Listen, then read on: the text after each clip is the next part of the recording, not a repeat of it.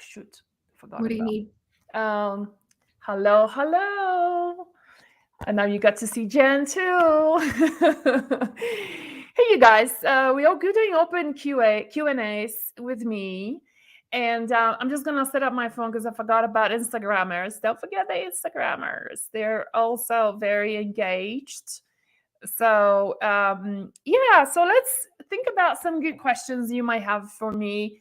And I'd love to do obviously focus on hormones and maybe share a little bit of your history, a little bit of your story of like what brought you here to hormones balance and why are you here? What kind of stuff do you struggle with, right? Hi there, Kathleen. Let me just do like I'm just doing. Sorry, I am gonna be present in just a second. We're just gonna do ask me anything on on Instagram, so we can all play together. Yay! Hey, Instagram, we're gonna be talking today about like just do open Q&As and. So let's focus on your hormones. Very bad night sweats. Kathleen is like right out of the gates. Night sweats. Yeah. So guess what? One of the products that I'm working on is gonna be for hot flashes and night sweats. So night sweats are actually hot flashes that just happen at night, and they tend to be pretty terrible because you're kind of like under the bed sheets and you're hotter than usual, and it can be really debilitating. So let's talk a little bit about that. And, interestingly, I will admit to you, let me show you something. Let me see if my coffee is here. Oh, it's on the table. Never mind. So, but what I want to tell you is that I'm gonna share with you a couple of things that has definitely been working for a lot of you to reducing hot flashes. And let me start off with one that's gonna be the least popular one. And I hope I don't lose you here. You don't hang up when I say that. So coffee is a big contributor, and at least for some of us. So I've been trying to reduce the amount of oxalates that I'm consuming, and black tea is high in oxalates, and so is green tea, and that's the reason why I switched to coffee, which is actually low in oxalates, which was like a pretty good idea. And then probably like 10 days in, and I'm just getting hot flashes now. So I've been experimenting with different herbs and stuff like that, which helps some. But it's interesting to see that generally my body doesn't do all that well with coffee. For example, one of the symptoms is that I get really smelly. So I'm just like, oh, wait, I need to put on the deodorant because I'm actually a little juicy here. So, and without coffee, let me say this, my body actually I actually don't use any deodorant at all.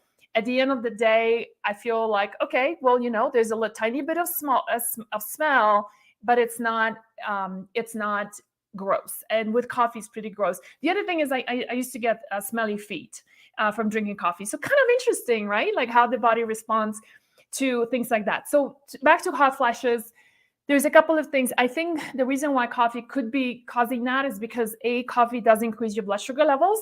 Your glucose will go up. It can increase your cortisol as well because it is a stimulant. And number three is that I think for some people, it can be an inflammatory agent. So definitely, I think my body perceives coffee as an inflammatory, which brings me to a point that if you want to reduce hot flashes and night sweats, anything that's inflammatory should go. So that would mean alcohol, coffee possibly, dairy, and excessive alcohol. So that could be some of the factors. Now, let me talk about the next thing, which brings me, since I mentioned alcohol, alcohol is highly inflammatory, right? So what we have found is that anything that raises alcohol, I was going to say, it's also liquid sugar. So ethanol turns into glucose in the body. So actually you get a sugar spike from ethanol, which is alcohol. And for some women, blood sugar balance is what can be triggering a lot of hot flashes. So things you can do is, for example, don't drink anything, like don't drink alcohol on an empty stomach, have a meal before that. If you're having something sweet before going to bed, have it with a little bit of protein, such as a few, nuts, stuff like that. Just really simple solutions that can really help you a lot. So if you balance your blood sugar levels, you lower the inflammation, right, in the body, those are really huge wins. The last thing I would say is that herbs work well, but they will not work well if you're highly inflamed. So when I was having hot flashes last summer in the preparation for my East Coast trip in my camper van, I started getting horrendous hot flashes, which wasn't fun, having hot flashes in a camper van with no AC when stationary. And so I started doing a lot of things like black cohosh. I started doing Dong Quai, which is Angelica sinensis. And it only helped some. But it was really the coffee that had to go. Okay, so that's some of the things that can happen. Before I go any further, I don't want to forget you guys. Have you seen the skincare thing that we have going on? So if you're looking for like a really, really nice skincare that's like completely organic, not like cold organic, but actually certified organic, that is like super great for super sensitive skin, especially so in winter. If you feel like, you are having issues with rosacea and eczema and you're looking for something really clean, give us a chance, and this is really a great time to do this now because we've got $50 off on the full kit. We've got $30 off on the winter essentials.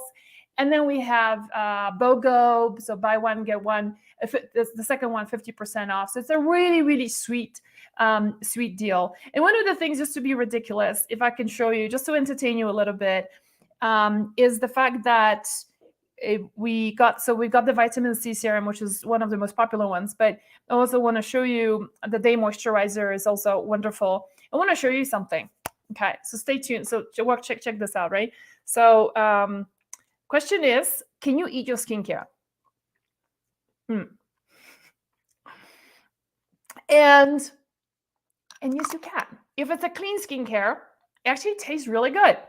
What I'm tasting, it's like aloe with obviously a bit of oil because there is oil in here and orange peel. That's it. And so it's really, really nice and clean. One of my challenges with a lot of skincares is that they call themselves organic because they use 10 to 20% organic ingredients. And then the rest of the ingredients are non-organic. And they can only impact your skin, but it's also a lot of these chemicals that are actually endocrine disruptors too. And so I kind of have a challenge with that, where we actually went through the whole pain of getting the USDA organic label, which is right here, because so you're gonna be 70% organic, and we actually 90% organic in order to get the certificate. So kind of sweet.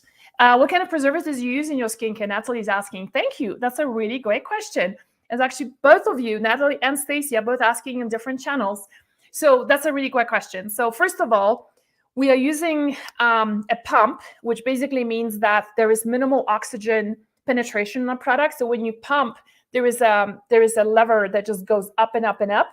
So one of the ways that a product goes bad without using too many preservatives is when oxygen, have access to the ingredients. The second thing that we do is we use ethanol. And so you might think like, okay, well, that's alcohol and you can a tiny bit smell it. But the thing is that it's actually when you put it on, the ethanol just disappears right away. So alcohol is a natural preservative. And we're also using a bit of a radish extract that preserves the product from a microbial degradation. So that means that you don't have basically bacteria and viruses growing in the product. So those are the three major things. And that's why it tastes so good. Okay, let me do this one just for the fun of it, just to entertain you a little bit. And of course I had to spill it on myself. So this is our vitamin C serum made of amla. So amla, you guys, is the Indian gooseberry that's super high in the ORAC score, antioxidants. And it tastes really good. It's just like aloe, a little bit of orange peel, and that's all I'm tasting. There's no chemical taste to it whatsoever. So anyway, I thought I would do, Natalie's saying, huge process to get organic. Natalie, are you in the skincare line? Because I have a feeling like you know your stuff. So yeah, so there's, anyway, I thought I'll tell you about it. And one other quick shout out I want to just tell you is that our Winter Essentials has got the renewal cream, which is not water-based, and so it's oil-based, and I absolutely love it. It's got rose geranium that we are using for this is my favorite to wear outside, because I live in Colorado. You want to wear something that's not water-based when you're going outside in winter. And then the other thing, which is kind of cool, is that when I put it at night, I wake up and my skin feels like so nice, like buttocks of a baby. Oh, and I'm gonna do some a reel about that so that you guys can see. I forgot to bring it out, but one of the things a lot of people who here struggles with your cleanser, it's like after cleansing, you feel like everything just got stripped of your face, right? And that's not good. You want to preserve your natural oils. You want to get the dirt off, but you want to have the natural things. So one of the cool things is that we're using in our cleanser is soap nuts. Have you guys ever seen soap nuts before? Gosh, I wish I had brought it in. I could actually run to, if you guys want to see soap nuts, what soap nuts look like, I can run to my laundry room. So great, you can eat it too. Okay. I can run it to my laundry room and then get them and show you what they look like. But the cool thing is that those are like completely natural nuts. They contain something called saponin, and saponin is a natural soap. The beautiful thing about it is that unlike even a lot of organic products, they use cocoa betaine. And cocoa betaine tends to strip your face of a lot of oils, but it's also there's a suspicion that it could be a mild carcinogen. And even though it has such a poor safety profile, it's used by actually a lot of organic brands. So that's what kind of pisses me off big time. But yeah, so we're only using soap nuts in ours, which is kind of cool. Okay, nobody wants to see soap nuts. I'm not gonna go and get it. But am I saying I used to clean my laundry with it? Absolutely, yes. That's why it's in my laundry room. Yeah, all the soap nuts are there. All right, Jen, why don't we jump into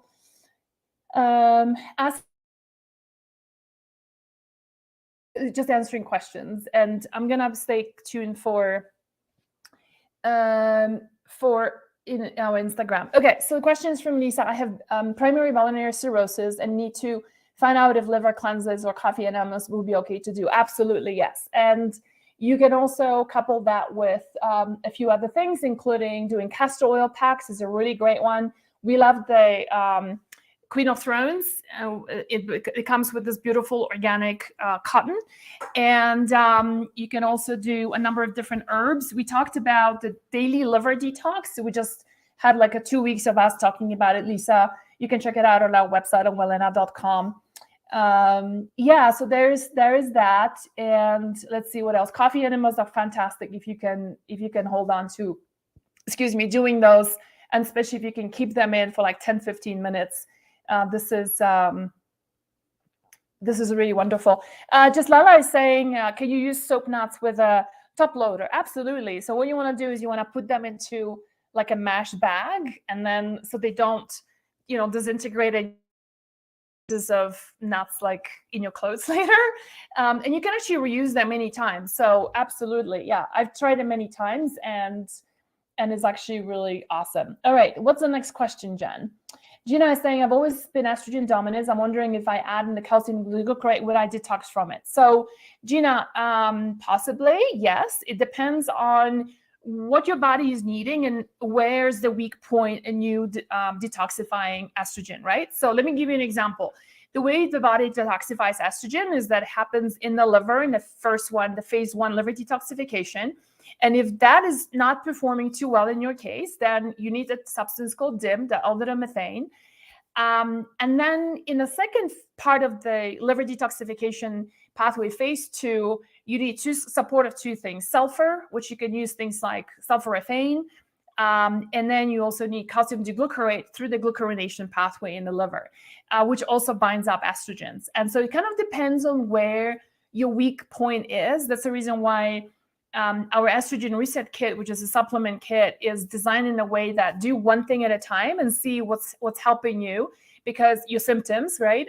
Because then you know where's your weak point. Let me give you an example. Like in my case, for instance, I don't really need DIM. It seems like my phase 1 liver detoxification, primo, no problem.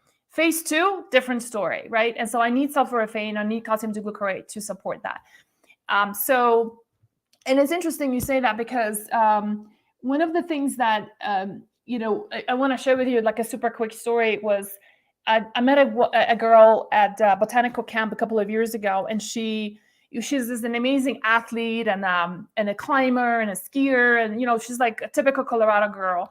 And 2 weeks out of a month, she couldn't do anything, right? She was like, her boobs were so swollen and sore that she was literally going from cup A to cup C, like literally in 4 days, right? And so like, don't touch me, couldn't do any sports, and extremely painful. So she had been to 4 or 5 different naturopaths. She has got 3 autoimmune diseases, which she has under control. So she has like her diet dialed in, has done all the different supplements, including DIM, sulforaphane, resveratrol, NAC, right? Like all of them can help tremendously. Nothing. And I said to her, what about calcium D-glucarate, right? Because that's like one pathway in your liver. There's also helping you detoxify estrogen. And maybe there is something that she needed that support. And she took it. And literally, I still have that text message still today. She texted me like 4 days later. She's like, you would not believe this. Like, all my pain is gone. So it's kind of really interesting, like how one thing can help a person and not another, right? And it all depends on like, where is your blockage? All right, next question. What is your opinion of women studying bioidenticals in the 60s? Yeah, so, why not? If you are, look, here's the thing. As you guys know, I'm a nutritionist, I'm a chef. So food is my first love, and a cookbook author, right? Like I've got a whole kitchen like this because I love to cook. And I've got all these, I just love food, period. I travel the world just to learn how to do cooking courses, right? And it's just like, that's how much I love food. And so I believe that food is always foundational, but sometimes for a lot of women, it's just not enough. I know a lot of women who are in their 60s and 70s don't need to use bioidentical hormones. Their adrenals step in and they produce a lot of the hormones that your ovaries are not anymore. And they're doing perfectly fine. And there's other women who are just plagued by a lot of symptoms. And so I'll say this, right? If you are super low on estrogen, and so that will manifest in the form of you got memory issues, your bones are breaking, you are incontinent, your skin starts sagging, your mind is just going crazy, right? You can't sleep at night. That is the time to really consider that. It's like, okay, maybe the first thing you want to try is phytoestrogens, right? So things like flaxseed, organic soy in a supplemental form, right? That's make sure it's non-GMO and it's organic soy. A great form of phytoestrogen as well. Okay, well, that's not helping. Then look at bioidentical estrogen. Progesterone is the same way. Progesterone is, how do you know you are low on progesterone? Which, by the way, I was writing some stuff this morning, and and it's kind of like, it drives me crazy to hear how allopathic conventional medicine treats women in post our reproductive years and says that we don't need progesterone. So much so that women who lose their uteruses due to hysterectomy, right, whether it's full or partial, will not be given progesterone because they're like, you're not in reproductive years anymore. You don't have your uterus anymore. Why would you need progesterone? And it's just, that is such a limiting, myopic, and very male-dominated way of looking at things and going like, yeah, doc, but I can't sleep. And I'm anxious and I've got memory lapses and I'm just feeling like not myself, right? And you tell me, if you don't sleep properly, right? Like, how do you feel the following day? So the issue here is, that do you do, then what do you do? And we have, our progesterone in our store is our number 2 selling product because of how women feel, right? And so there's absolutely nothing wrong about doing bioidenticals. The one thing is to be cautious, having said that, because there's also the other spectrum of people saying, oh, bioidenticals are all safe and all that, right? If you have a history of cancers in your family, it is a really good idea. I highly advise to be doing at least every 6 months to a year, doing Dutch and monitoring how you're breaking down your hormones, which happens in your liver, it happens in the gut. Because I have come across women who have taken bioidentical hormones and developed breast cancers. And by the same time, they will also admit that they've been having a lot of health issues along the way, which they have not been addressing, and including very poor liver function and very, very messed up digestive health. So there is that precaution that, that's the reason why I test my hormones every 6 months. I have a big history of estrogenic cancers in my family, both sides of my family. I have aunts who passed away from ovarian, uterine, and breast cancers. So I test, even though like I do progesterone at night, and I test my hormones every 6 months to 8 months. All right. Let me take something from... So Kim is asking advice on taking testosterone post-surgical menopause, best ways to check levels and best sources. So best way to check levels is going to be through Dutch, TCH. And, you know, when the thing with testosterone is that, you know, it really is basically, with testosterone, I'll be a little bit more cautious as in you test, don't guess, right? Because testosterone converts them to estrogen. You don't really know how much estrogen you're producing. And then how are you breaking out estrogens to clean and dirty estrogen? Something that Dutch can show you. So I'll be a little bit more cautious with testosterone, but you know, it can be hugely transformative for women, especially if you are feeling like you're losing your strength, right? Your muscles are not the same. Your everything starts sagging. You also, testosterone is an interesting hormone. As women who start losing it, suddenly don't feel as confident, right? And so like if your sense of confidence is suffering just out of no good reason, then it's a really good time to consider testing for your levels of testosterone as well. All right, Jen, let's bring on the next one. Thank you, everything you do. What should I look for in a good probiotics, please? Excuse me. Yeah, so you know, this we've got whole articles about probiotics. You can go on hormonesbalance.com and take a look at that. The issue is more on what your body needs right now. So there's different kind of probiotics. There's first of all, there's prebiotics. There's probiotics, right? And then you have also soil biotics, and then you have a spore-based probiotics, right? So there's like such a whole variety. And every manufacturer will be kind of like dissing each other, right? Like, oh, you don't need prebiotics. You can get it from food, which is not particularly true. Oh, you know, our probiotics are the best, right? The truth is, like, I have found that, you know, some people take soil-based probiotics, spore biotics, for example, soil-based probiotics, and it changes their life. Other people will take it and say, I feel no different. I still have gut issues, right? One person can be taking, you know, let's just say spore biotics. So like this based on the biotic that's based on the spores, and we'll be like, oh my God, this has changed my life. And there's other person who's like, meh, nothing, right? So it's unfortunately, you're gonna try different things to see what are you responding best to. And also the other thing is to remember that, you know, we obsessed about the amount of probiotics there is in a supplement. And sure, there's manufacturers, you want to buy from a dependable brand you trust, right? And it doesn't, by the way, it doesn't have to be in the fridge. Technology has progressed so much that a lot of good probiotics can also be in capsules and can be left outside. But the issue is more, what we are finding is that it's not about how much of the specific strain, but it's more of the diversity of bacteria, right? So it might be a really good idea for you to be switching and rotating your probiotics. So try one brand, try another brand, do one with soil-based probiotics, do another one with spore-based probiotics, see whether, and do them away from each other. So don't put everything together because you don't know whether something is helping you or not. Okay, so I hope this is helpful. Is progesterone cream safe if you have blood clotting disorder? So that's a medical question, and I would defer to your doctor on answering that. Where do you get your soap nuts from? I think I got it on Amazon. Yeah, it's like this nice organic cotton baggie.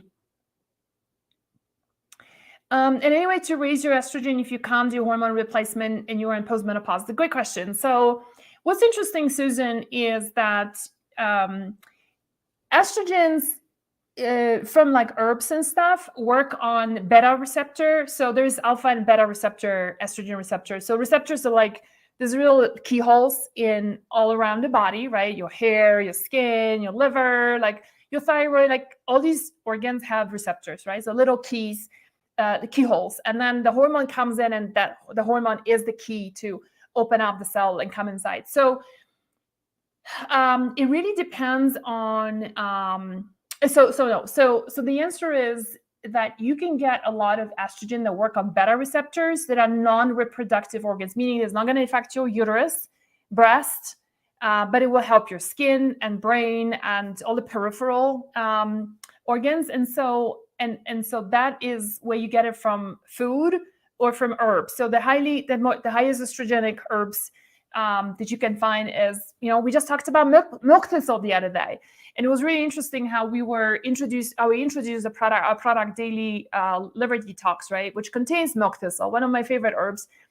And there was a lot of people very concerned that their oncologist told them that because of history of breast cancer, milk thistle can actually bring the cancer back, right? So, I mean, if I had breast cancer, I'll be like, whoa, no way I'm going to touch anything with estrogen.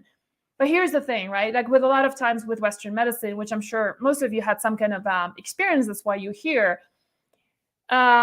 is that it's super simplistic and does not contextualize things. So let me just say that milk thistle, as well as a lot of other herbs such as black cohosh, such as red clover. I was actually drinking a red clover tea this afternoon, such as Don Quai, Angelica sinensis, right? Even licorice is slightly estrogenic, right? And so the fascinating flaxseed, let me not forget flaxseed is amazing. It contains lignans, which are wonderful phytoestrogens, as well as let's see what else, soy, so organic soy, unprocessed. I'm not here, hey you guys, I'm not here talking about like soy milk, okay? I'm talking about like soy lecithins that are processed from an organic soy that's encapsulated. It's made really nice and clean, and it's unprocessed. Those things are going to work on your beta receptor, which does not actually even go into your breast. And so it kind of drives me crazy. Even herbalists a lot of times don't get that when they go, oh, if you have breast cancer, don't touch black cohosh. You're like, it's not even going to get into your estrogen receptor. So do your research on that. Beta receptor, estrogen, estrogenic foods are herbs, and then you will see what you find. So yeah. Okay. How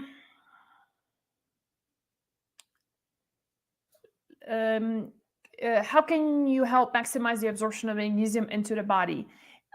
So a couple of ways. One is the first thing is, the biggest thing is you can do is to start off with a type of magnesium that is most bioavailable, which will not be your magnesium oxide, which you should not be taking, but something like magnesium malate or magnesium glycinate might be a really good start with absorption of magnesium. I mean, there's no other way of doing this. I mean, if you're having a lot of digestive issues, Sarah, then doing the elimination diet that I talk a lot about, and they're both covered in my books, doing the elimination diet, which helps you to restore your gut, right? And because you're cutting out all the inflammatory foods like gluten and dairy and soy and corn and eggs potentially, right?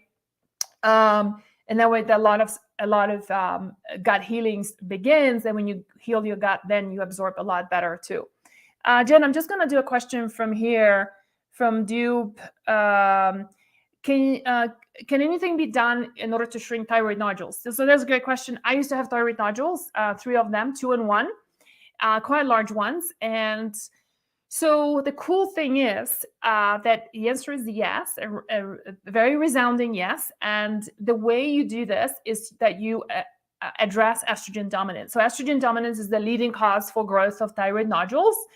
And when you adopt a protocol which restores your gut, restores your digestion, but also helps your digestion, your liver, but also help your body metabolize estrogens to more of the clean ones rather than dirty ones, can really help a lot. And that's exactly what I did. So the estrogen reset kit that's on our website, which has got like that DIM, sulforaphane, and calcium D-glucarate, it gives you the complete detoxification of estrogen from phase 1, from phase 2 liver detoxification, right? So you're fully supporting your body in getting rid of that. So yes. And I have no nodules whatsoever. I get my thyroid tested, like I do a sonogram on my thyroid about like once every 18 months or so. And the last time I went, she was like, are you sure you had Hashimoto's? Because you got such a beautiful beautiful thyroid. She's like, this is like, you gotta be a tech technician to be like scanning somebody's organ. It'll be like, oh, that's so beautiful. I'm just like, oh, okay. But yes, completely doable. All right, C. Does the liver use the same detox pathways to other substances, mats, and they use for estrogen? Great question. So yes.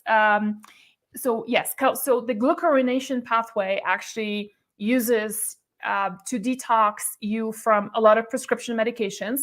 So let me give you an example. For instance, I actually learned about calcium D-glucarate from a friend of mine who is an emergency room physician. So she's an ER doc, and she said, when the patient would be then leaving, she would always tell them, make sure that in a couple of weeks, like once you are off all the meds, pain medication, whatnot, start taking calcium D-glucarate. And she was using that to detoxify her patients from all the drugs they were receiving, all the painkillers and antibiotics and, anesthesia and all that, right?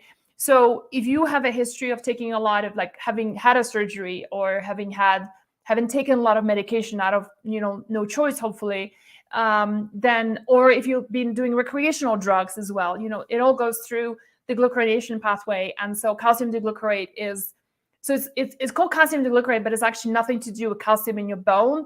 It's just a calcium molecule, but it's really the glucuronic acid that is the rock star here that happens to be attached to a calcium molecule. So it's nothing to do with your bones. So just to be clear on that.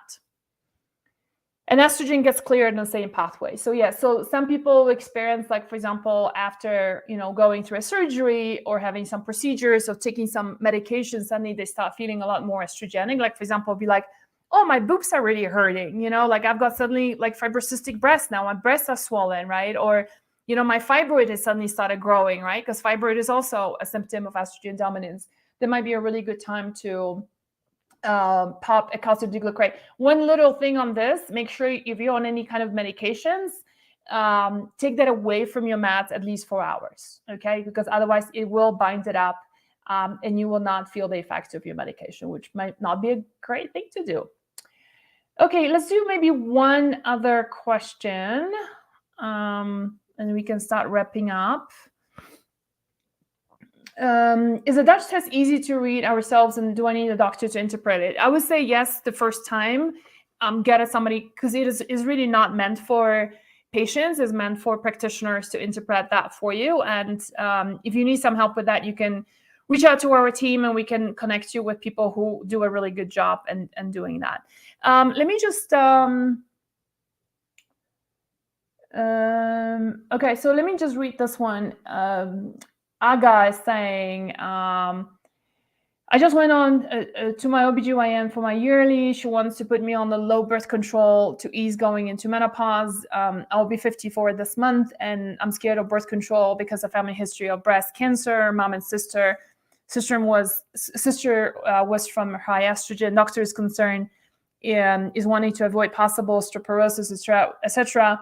What can I take as an alternative, please? So, first of all, I would work with a functional OBGYN and somebody who can work with you on bioidentical hormones and then test you, given your family history. It's completely understandable you're nervous about it. I would not tune into your intuition. Same as you, I would not touch birth control pills. There's so many women who suffer from taking birth control pills. It's not just that it's synthetic hormones, but we are now discovering also that birth control pills actually change your microbiome.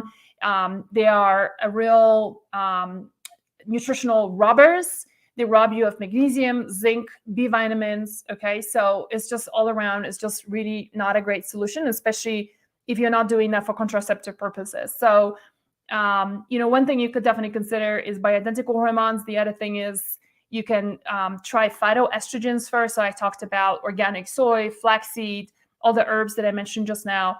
They're all wonderful. If you go to our website, hormonesbalance.com, we have a whole article about how to raise your estrogen levels naturally, and you can use that as a guide. Can I just do this one here, Jen? Ileana is saying, I have developed itchy skin patches since entering perimenopause. I was told to boost progesterone, but another practitioner mentioned sensitization of natural progesterone.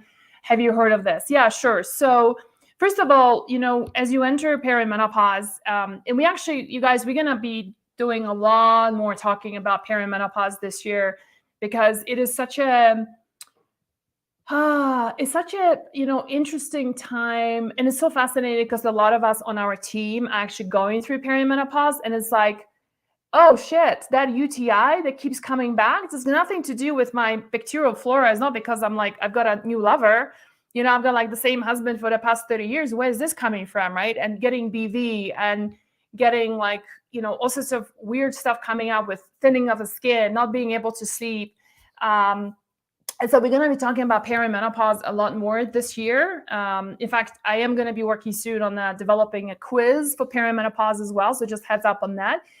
And one of the things that is really peculiar about perimenopause is changes on the skin as well. So the skin becomes thinner. It becomes, you start developing a lot more. So a big part of it is the microbiome did you guys know that we have a microbiome on the skin? So, which is, by the way, can I just tell you this? Because I'm just like so proud of that. Your skin pH should be 5.5, okay? And it says pretty acidic, and it's on purpose because the skin needs to be somewhat acidic in order for the microbiome to thrive on it. So you have your own microbiome on the skin. We have my own microbiome in our eyes. A lot of people know about microbiome in the gut, of course. Your vagina has its own microbiome with a different bacterial profile, with a different pH. So one of the cool things that I want to just do a shout out for ourselves is the fact that our moisturizers do not change your pH at all. It keeps it at 5.5, which is awesome because most moisturizers, if you test it, they typically alkalize the skin a lot more. And that can result, I think that's the reason why our skincare has really taken off for women with sensitive skin. I wasn't really intending on that, to be honest. Like, I'll be perfectly honest with you. We launched it because you guys asked for it. And then when we launched it, and I was like, oh, it's organic, I can eat it, it's so clean, it's non-disruptive, blah, blah, blah, right? But I didn't really realize how many of you are gonna find relief in that from a lot of skin conditions. And I think that's part of the reason is that it does not change the microbiome, the pH, so it doesn't disrupt the microbiome, which the microbiome is hugely responsible for also for a lot of the quality of your skin. So as you age, the microbiome changes, not in the most beneficial way. And so few things, Ileana. One is definitely changing your skincare if you haven't done so yet, and just using something really, really gentle that doesn't disrupt your skin microbiome.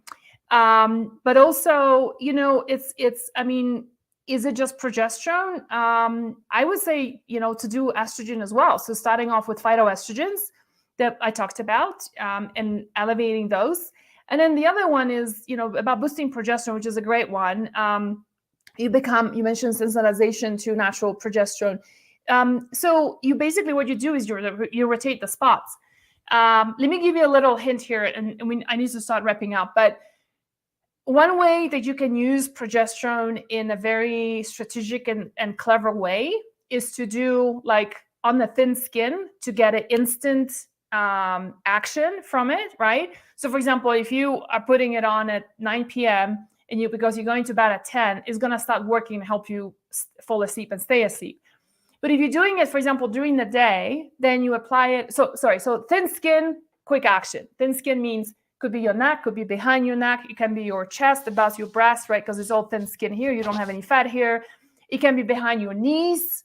It can be on your ankles. It can be on your feet, under or under your feet or above your feet, right? So anywhere there's no much fat, and we just like boom, goes in quickly. So what you do is, in order for the skin not to get sensitized to it, is you rotate it. Simple as that. The other tip I want to give you is if you want to have a long effect of progesterone, the clever thing to do is to put it on places when there is fat. So you put it on your tummy, you can put it on your thighs, you can inner or outer, it doesn't matter. You can put it on your buttock, right? And that way you get like the slower effect of progesterone. So for example, you can put it in the morning, then it gives you like this day-long effect that maybe might help you, for example, with anxiety, if that's something you're struggling with, okay? So, well, I hope this is helpful, you guys, and I hope you're having some, you're learning something today. And I'm sorry I could not answer all your questions. I've got a bit of a shorter day today, but if we have so much resources on our website, hormonesbalance.com, which is our educational site. A lot of products that help women, that are specifically designed for balancing your hormones, on our website, including our skincare promo, $50 off, $30 off, and then, BOGO 50. So this is a good time to try it out now if you wanna support us, if you wanna just try something a little different for your skin. Cool. So yeah, Jill, so you're gonna get you guys, there's gonna be a replay. The minute I hang up, it's just like give another 10 minutes for Facebook to process things, and it's gonna be, you can find a replay. Okay, let's do more often maybe of these open Q&As, because I see there's a lot of questions coming in, and I'd love to help you more, and maybe spend a full hour, and that's gonna be the next time. Okay, thanks everyone for being here, and have a great weekend. Bye-bye.